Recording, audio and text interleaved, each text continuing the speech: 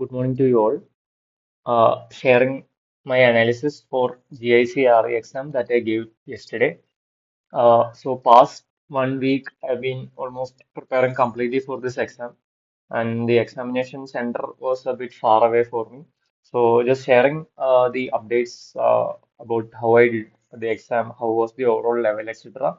So higher order reasoning was the section A in the exam. So this was the section that I was anticipating to be the tougher one. So almost all the practice mocks and all those things I did, those related to higher order. So here, the kind of questions that came were puzzles, seating arrangements, and a lot of critical reasoning questions. So my strategy was to focus on puzzles that I could do first and then move on to critical reasoning. So I thought I was, kind of good when it comes to critical reasoning. So I did not want to miss critical reasoning also. But here, what happened to me was, first 10 minutes I got stuck on a question. So almost around 9 minutes only, I understood that, irrespective of how many types of permutations and combinations I did, I could not get the answer properly. So I had to, bail out of that question and move on. So I think that was a good decision. But 9 minutes, like realizing that after 9 minutes, I think that was, not kind of expected from me. So those 5 marks I could not, properly leverage. So, but then one puzzle I could do completely, like that was a seating arrangement and blood relation combination puzzle. So this was okay. I mean, I wouldn't say it was easy, but it was actually very difficult. Like I had given a lot of mocks, around 7 to 10 mocks just on puzzles. But then the kind of questions that came were, actually difficult, more difficult than that. And when I actually got this puzzle, I was also feeling, mentally happy because it was a puzzle of a good level.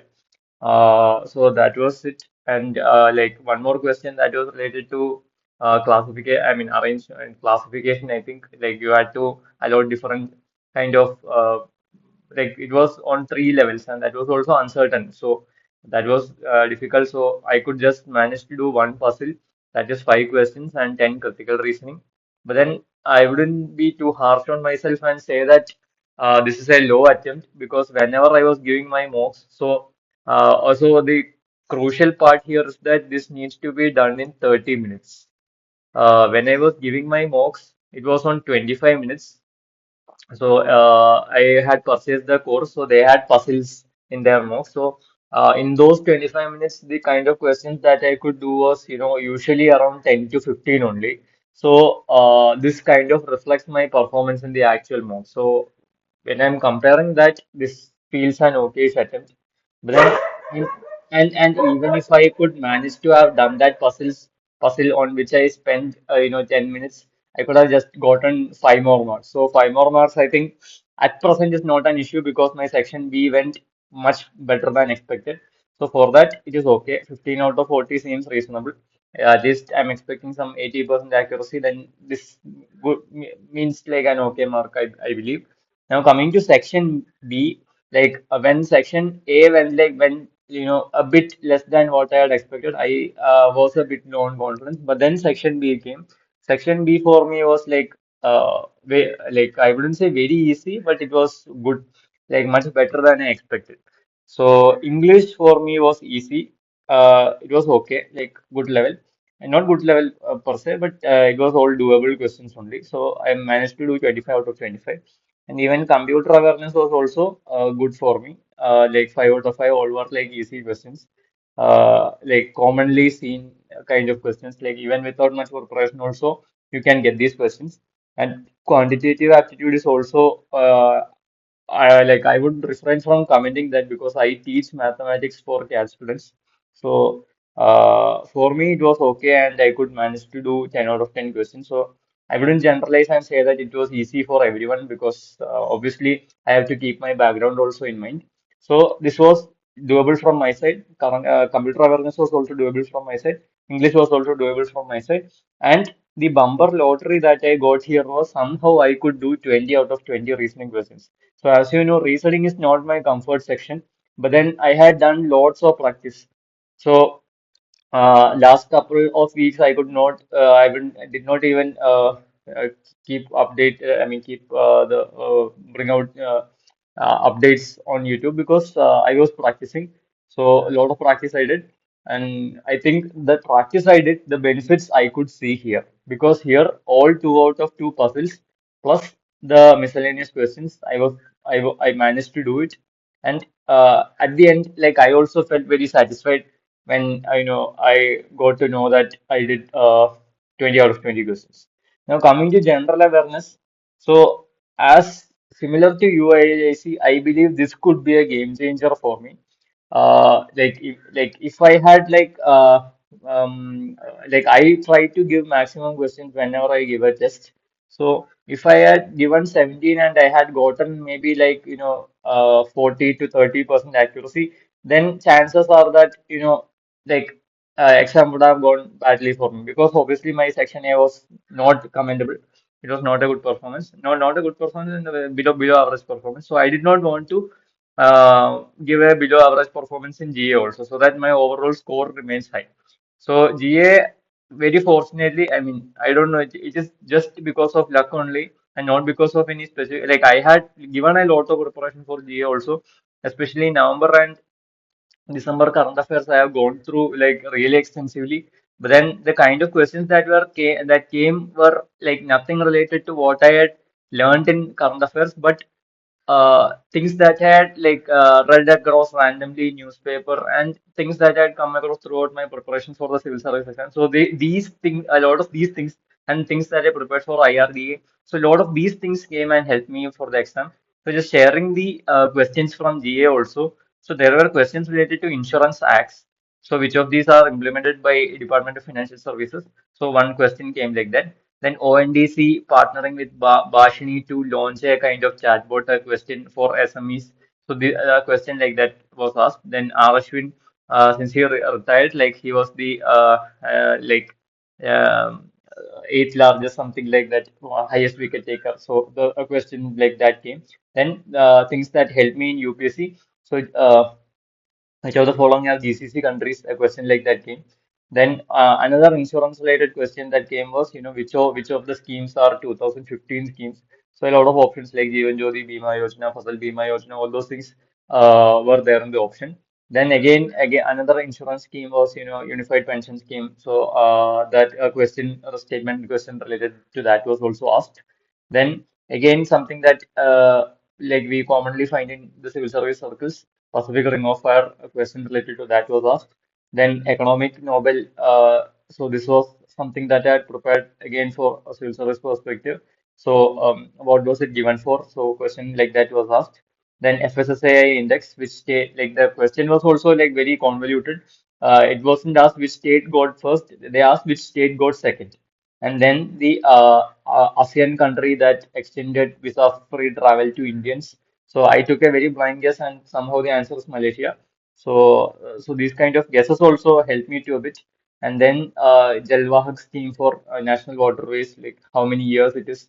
So one question like that came. And the state of forest report that just got released, I think in December or something like that. Again, this was not covered in my current affair, but just my newspaper reading and overall understanding from civil service helped me to get this.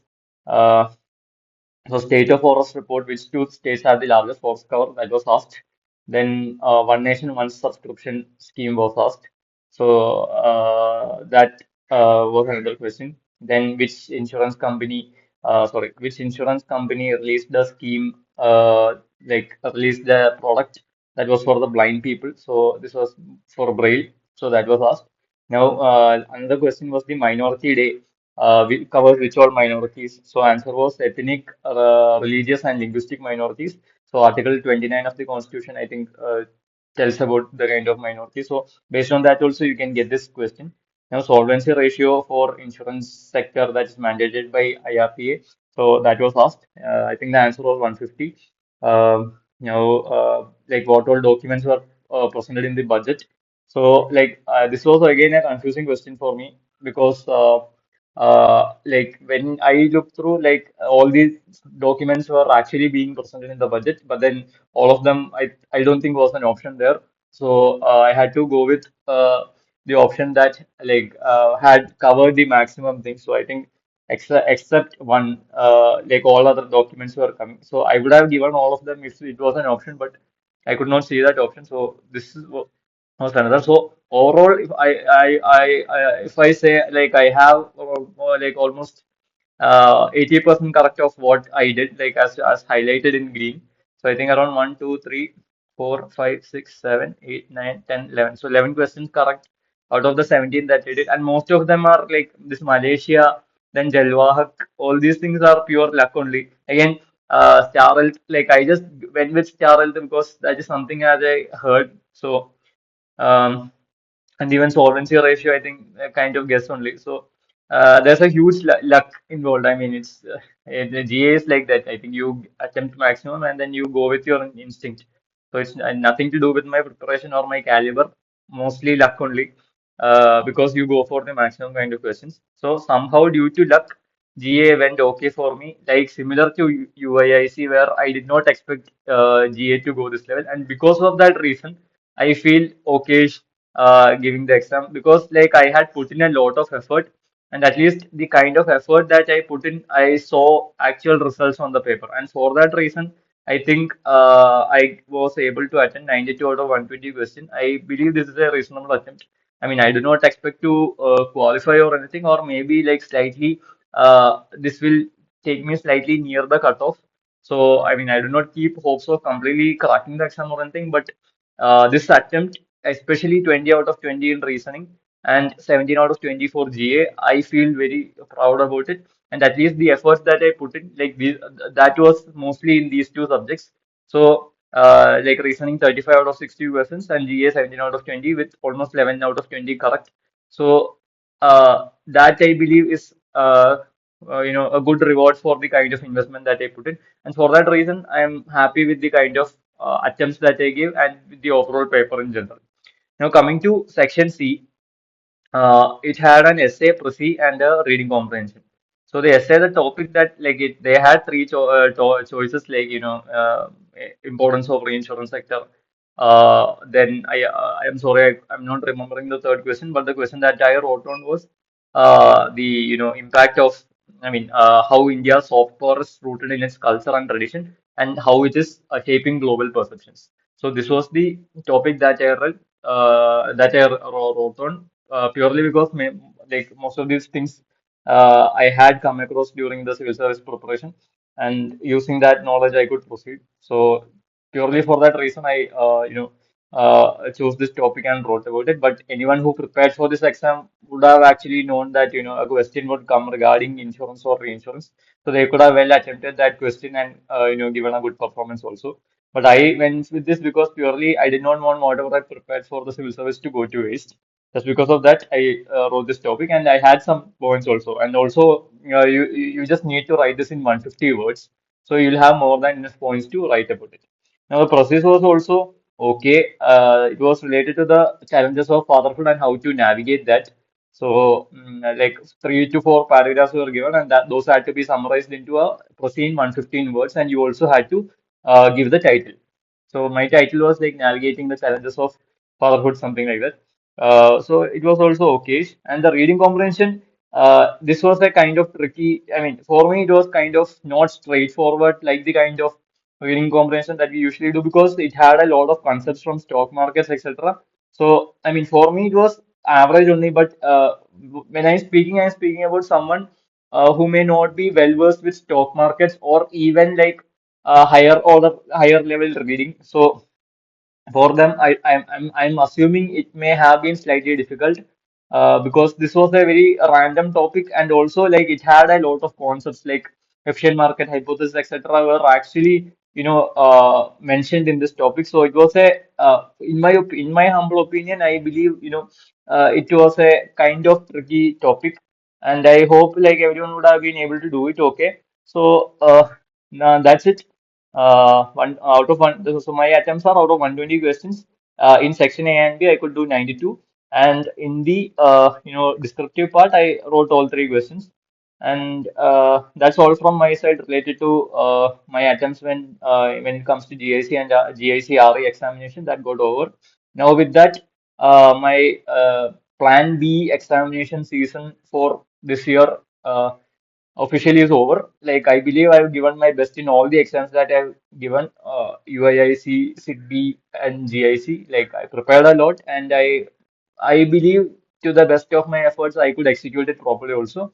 Just hoping for a good result, and even if the result is not, well or anything, I'm okay because I give my best and I am happy about that.